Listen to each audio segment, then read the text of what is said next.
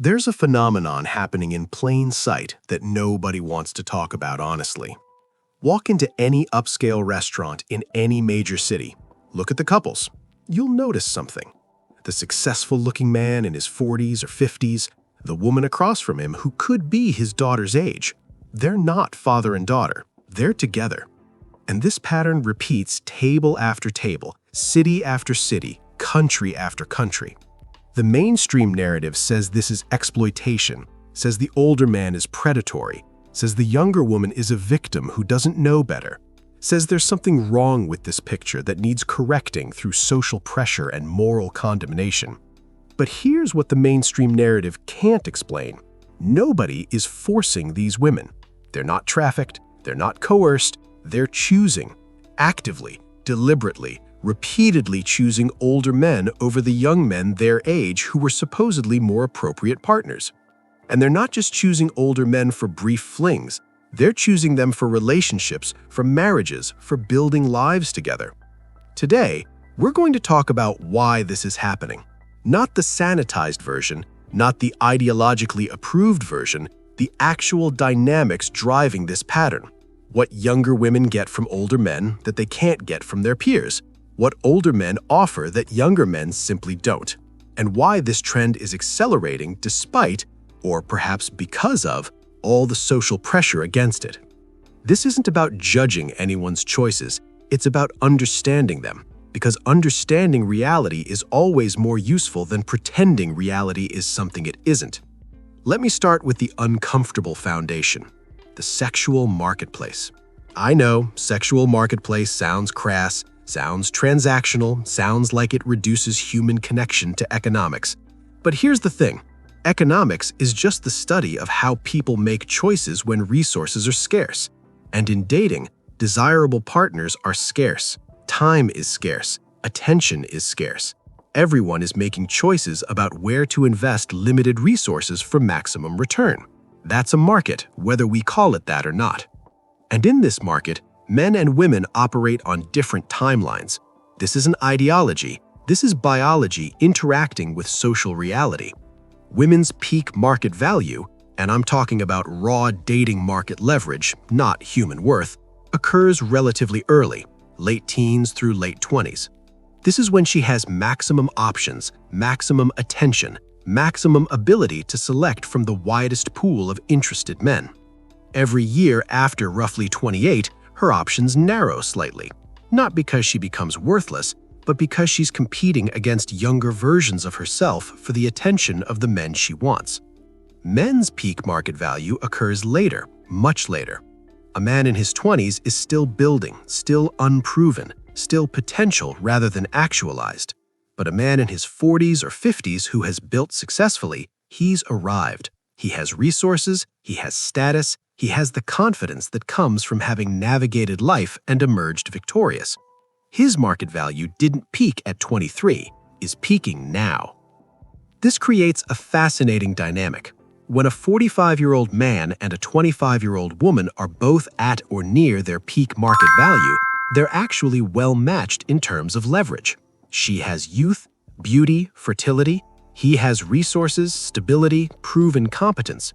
The trade is equitable, even if the ages aren't symmetrical. And here's what younger men don't want to hear.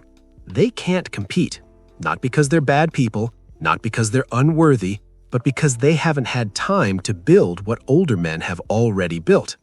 The 25-year-old man is competing against the 45-year-old man, and he's bringing potential to a fight where the other guy is bringing proof.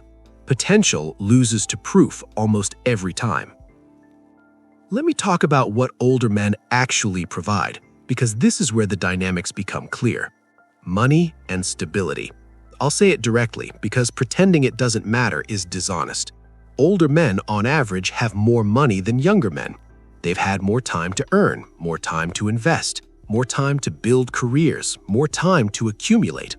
And money matters in relationships, not because women are gold diggers, though some are, but because money represents security, options, freedom from the stress that financial instability creates. A young woman dating a young man is dating someone who's probably struggling. Entry-level salary, student debt, uncertain career trajectory, roommates. The lifestyle he can provide is limited by where he is in his journey. A young woman dating an older man is dating someone who's arrived. Established income, assets, career stability. The lifestyle he can provide is comfortable because he's already comfortable. Now, critics will say this is transactional, as if transaction were inherently bad. But every relationship involves exchange. She provides certain things, he provides certain things. What's different about financial provision being part of the exchange? When she provides emotional support, is that transactional? When she provides companionship, is that transactional? Everything is exchange.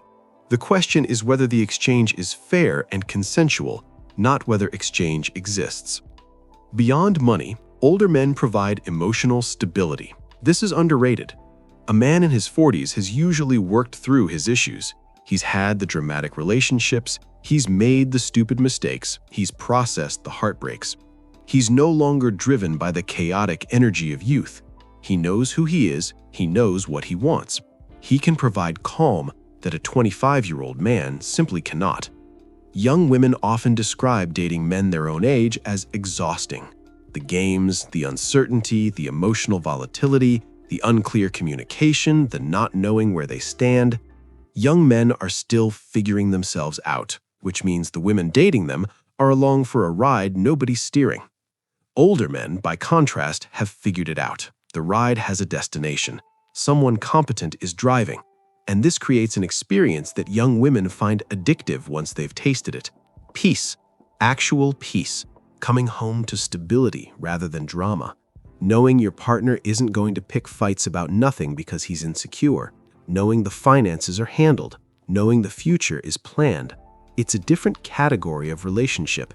And once you've experienced it, the chaos of age-appropriate dating feels unbearable. Let me address the uncomfortable question directly. Is she with him for love or for money? The honest answer is, why does it have to be one or the other?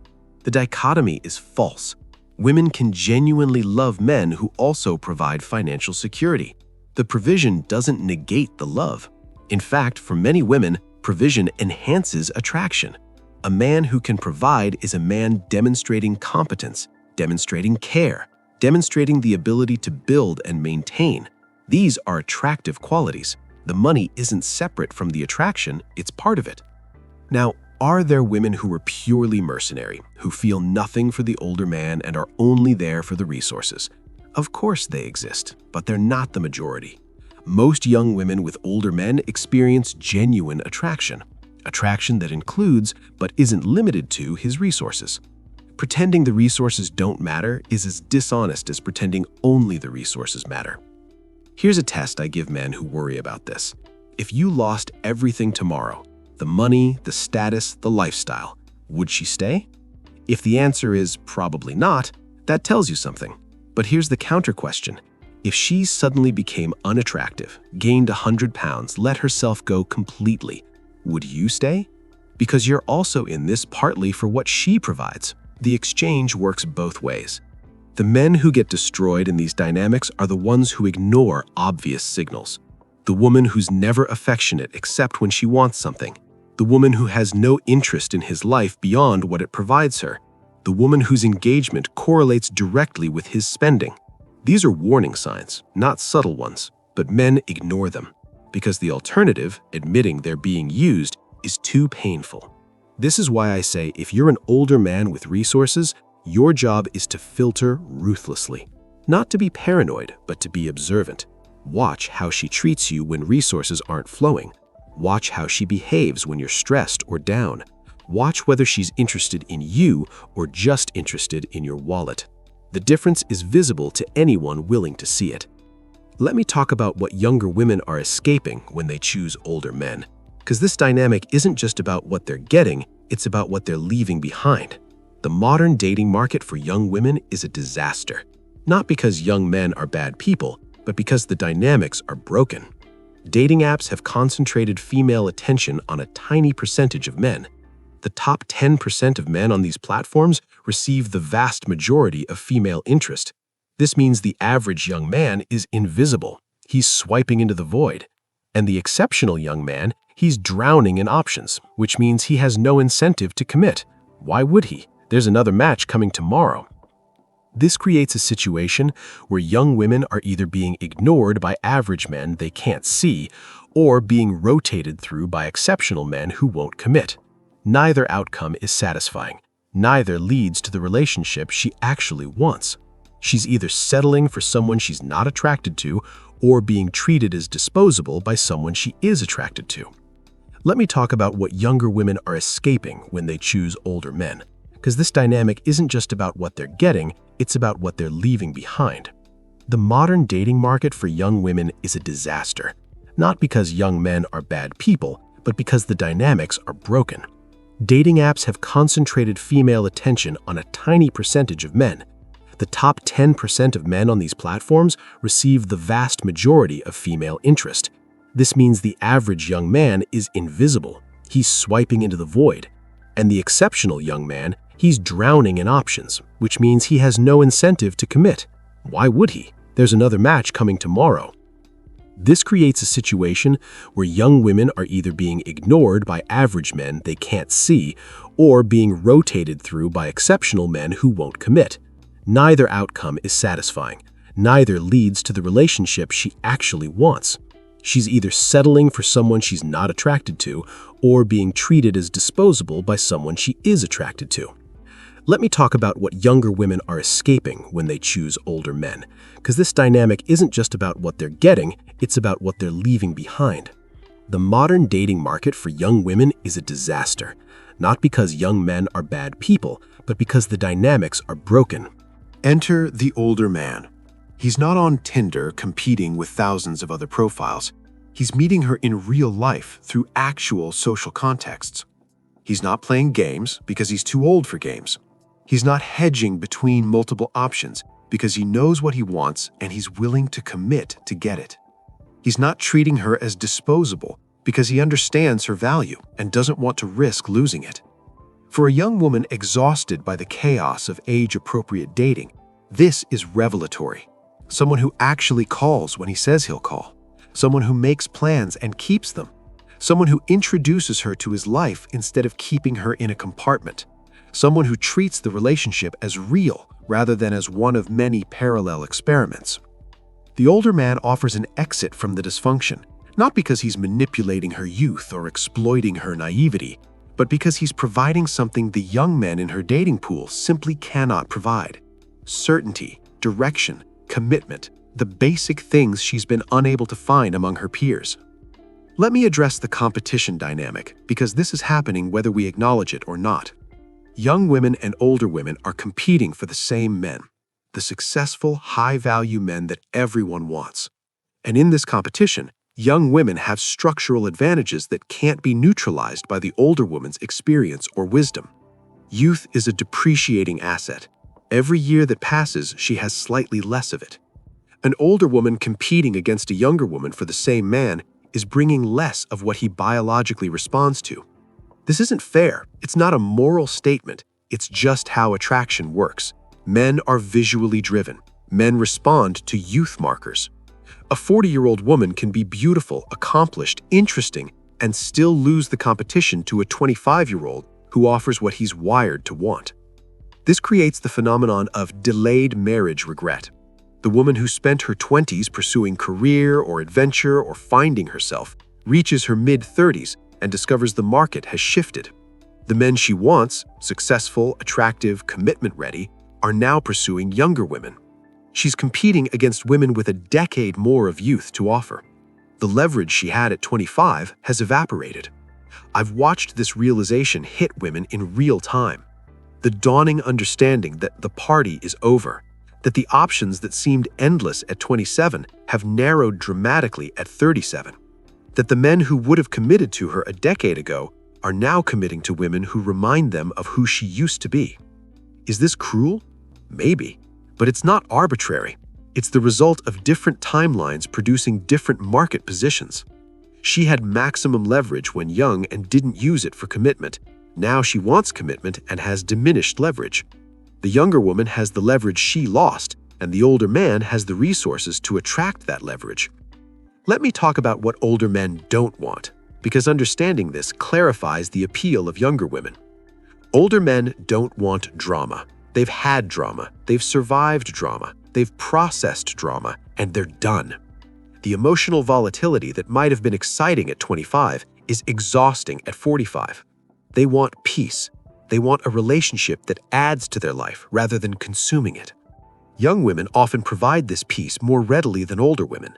Not because young women are inherently less dramatic, they're often more so in certain ways, but because the specific type of drama older men are escaping tends to come from women their own age.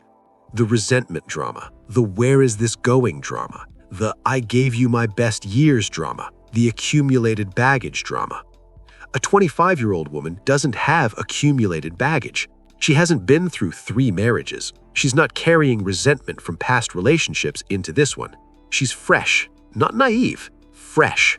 And that freshness is attractive to a man who's tired of navigating the emotional minefields that older women have laid over decades of disappointment. This isn't to say young women don't create their own problems. They do, but they're different problems. And sometimes different is better than the same problems you've been dealing with for years. Let me address what critics call the power imbalance. The concern goes like this. An older man has more experience, more resources, more knowledge. He can manipulate a younger woman who doesn't know better. The relationship is inherently exploitative because the power isn't equal. This framing infantilizes young women. A 25-year-old woman is an adult. She can vote, she can sign contracts, she can make medical decisions, she can do literally everything a 45-year-old woman can do legally.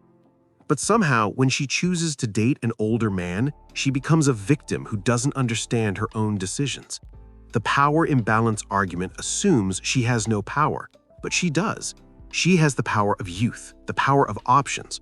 Because young, attractive women have abundant options, the power to leave at any time, the power to choose differently tomorrow. She's not trapped, she's not coerced. She's making a selection that critics don't approve of. And because they don't approve, they assume she must not really be choosing. Yes, the older man has experience. He's been through life. He understands dynamics she might not fully understand yet. Is this unfair, or is it exactly what she's attracted to?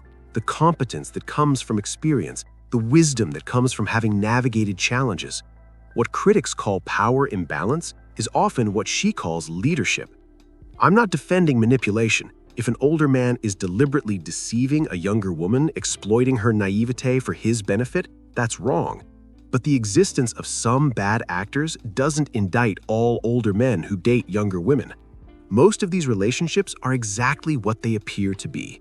A woman attracted to what an older man offers and a man attracted to what a younger woman offers. Mutual selection, adult decisions, the horror. Let me talk about different categories of older men, because not all of them end up the same way. There are older men who understand the dynamic and navigate it wisely. They appreciate what the young woman brings, they provide genuinely, they maintain the qualities that made them attractive, they don't become complacent, they don't take her for granted. These men sustain relationships that outsiders said couldn't work. They prove that age gap relationships can be successful, fulfilling, and lasting. Then there are older men who don't understand the dynamic, who think money alone sustains attraction, who let themselves go because they've already won, who become controlling because they're insecure about the age gap, who fail to maintain the confidence and competence that made them attractive in the first place. These men get used, they get left, they become cautionary tales that critics point to as proof the whole dynamic is broken. The difference isn't the age gap, it's the man. A wise older man knows that he's in a relationship that requires maintenance, that her youth gives her options he has to compete against, that complacency kills attraction regardless of bank balance. He stays sharp, he stays present, he doesn't coast. The foolish older man thinks the transaction is complete. I provided resources, she provides companionship, deal done. But it's not done, it's ongoing. And when he stops providing the non-financial value, the stability, the leadership, the confidence, the presence, she notices, and her options start looking more attractive than he does. Let me address the "you're not loved, you're being used" fear, because older men feel this acutely. Here's the uncomfortable truth. Yes, some young women are purely transactional. They see him as an ATM. They're calculating ROI on every interaction. They're planning their exit while smiling at dinner. These women exist, and older men are often their targets. But here's the counter-truth. You can spot them if you're willing to look. The woman who never initiates affection except when she wants something. The woman who's consistently unavailable emotionally, but consistently available for gifts. The woman whose mood correlates directly with your spending. The woman who has no genuine interest in your work, your friends, your health, your inner life, just your wallet. A woman who genuinely loves you, even if your resources are part of what attracted her, behaves differently. She's interested in you as a person. She initiates connection without transactional motive. She's present during difficulty, not just during abundance. She builds with you rather than extracting from you. The difference is visible to anyone not actively denying what they see.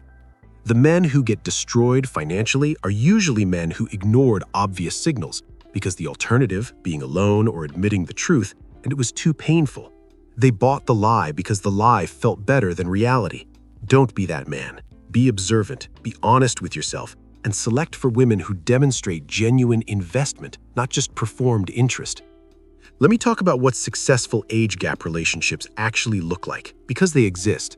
The older man who attracts and keeps a quality younger woman has certain characteristics.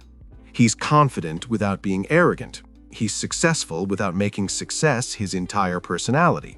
He's experienced without being jaded. He's generous without being a doormat. He has boundaries. He has standards. He has a life that's rich, independent of her presence. The younger woman in a successful age gap relationship has her own characteristics. She's mature beyond her years, not in a traumatized way, but in a grounded way. She knows what she wants and isn't apologetic about wanting it. She brings genuine value beyond youth, interest, engagement, support, partnership. She's chosen him because she prefers what he offers, not because she's damaged or desperate. Together, they build something that works despite what outsiders predict. He provides stability, resources, guidance, calm. She provides energy, freshness, support, perspective. The exchange is mutually beneficial. The relationship grows. The critics are confused because the dynamic they insisted was exploitative turns out to be functional. These relationships exist. They're not unicorns, but they require both parties to be the right kind of person. An older man who's insecure, controlling, or desperate won't sustain it. A younger woman who's mercenary, immature, or unstable won't sustain it. The combination has to be right, and when it is, it works. Let me address why this trend is accelerating. Social media has done something interesting. It's shown young women what successful older men look like, what their lifestyles offer, what stability actually means in practice. The aspiration is visible in ways it wasn't before. A 23-year-old can see exactly what a 43-year-old successful man's life looks like, and she can compare it to what the 23-year-old man in her dating pool offer. The comparison is devastating for young men. He's offering a shared apartment and uncertainty about whether he'll have a career. The older man is offering travel, nice restaurants, planned futures, and confidence about where life is going. It's not even close. The only thing the young man has is age appropriateness, and increasingly young women are deciding age appropriateness isn't worth the trade-off. Dating apps have also accelerated this by making the dysfunction of age-appropriate dating so visible they've driven young women toward alternatives. If your options are being ignored by most men your age and being used by the few attractive ones, an older man who offers genuine interest and commitment starts looking pretty good. Economic factors matter too. Cost of living has exploded. Young men can barely support themselves, let alone provide the lifestyle young women see on social media. Older men have accumulated during decades when accumulation was easier.